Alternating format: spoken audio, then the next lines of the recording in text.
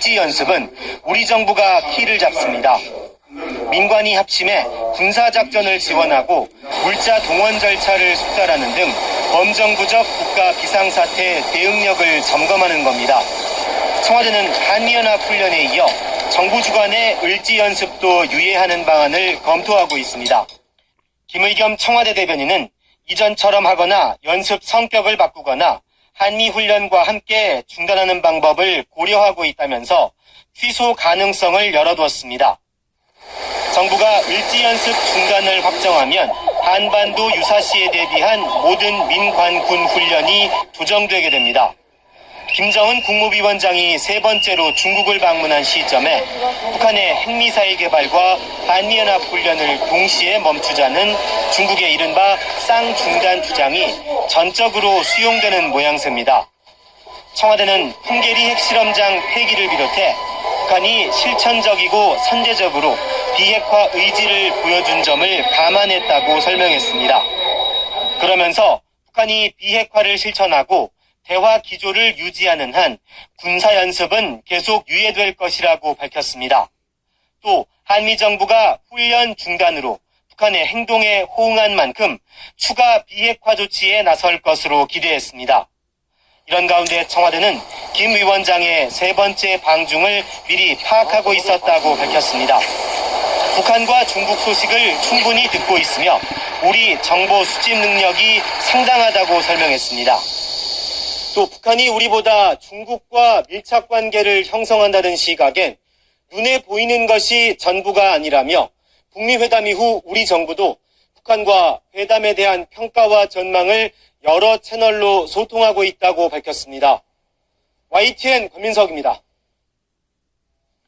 폼페이오 미 국무장관이 북미 정상회담 후속 조치를 논의하기 위해 조만간 북한을 다시 방문해야 될 것 같다고 말했습니다. 또 트럼프 대통령이 북한의 완전한 비핵화의 대가로 정전협정을 바꿀 것이라고 약속했다고 전했습니다.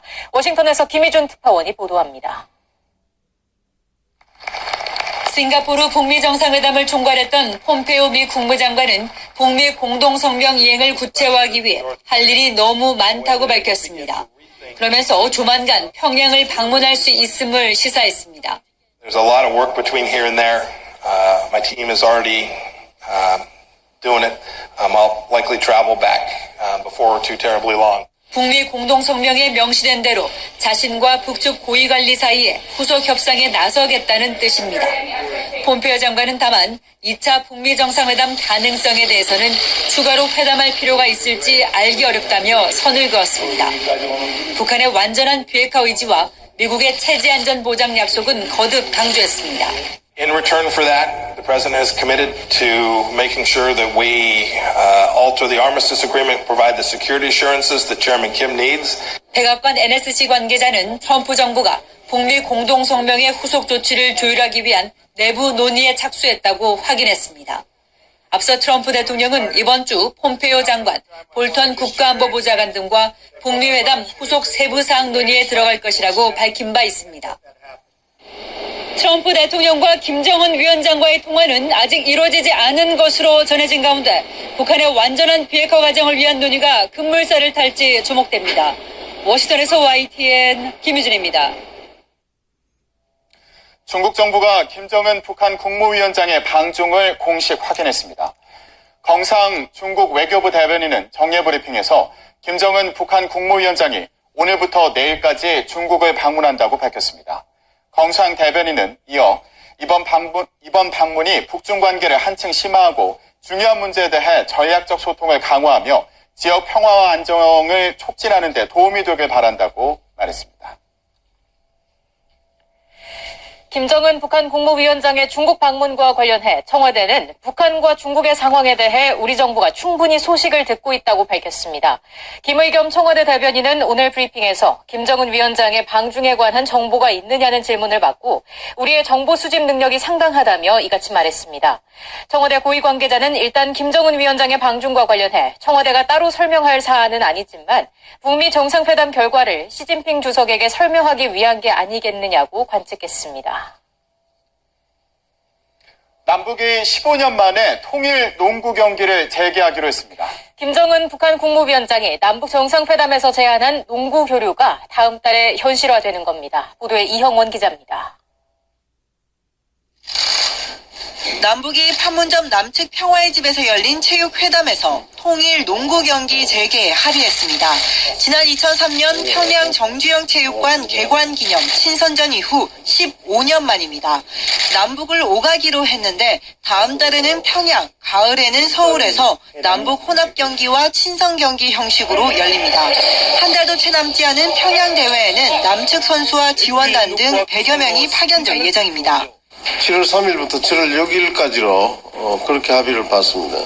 일부 종목에 대해서 단일팀을 계속 의논해 나가기로 해요. 농구 종목이 남북 스포츠 교류 선봉에 서게 된 데에는 농구광 김정은 위원장의 영향으로 풀이됩니다. 남북 정상회담 당시 경평 축구대회보다 농구부터 하자며 통일 농구 경기 개최에 적극성을 보인 겁니다. 그런 부분도 있고 우리 측에서 제시한 종목이 그런 종목들이고 그쪽에서 받은 종목이 그거고 서로가 합의된 종목이 가장 우선적으로 합의된 것이 농구라는 말씀을 드립니다. 오는 8월 자카르타 아시안게임 개폐회식 남북 공동 입장에도 합의했습니다. 국제 종합스포츠대회로는 역대 11번째로 4.27 남북 정상회담 판문점 선언 합의사항에 따른 결정입니다. 구체적으로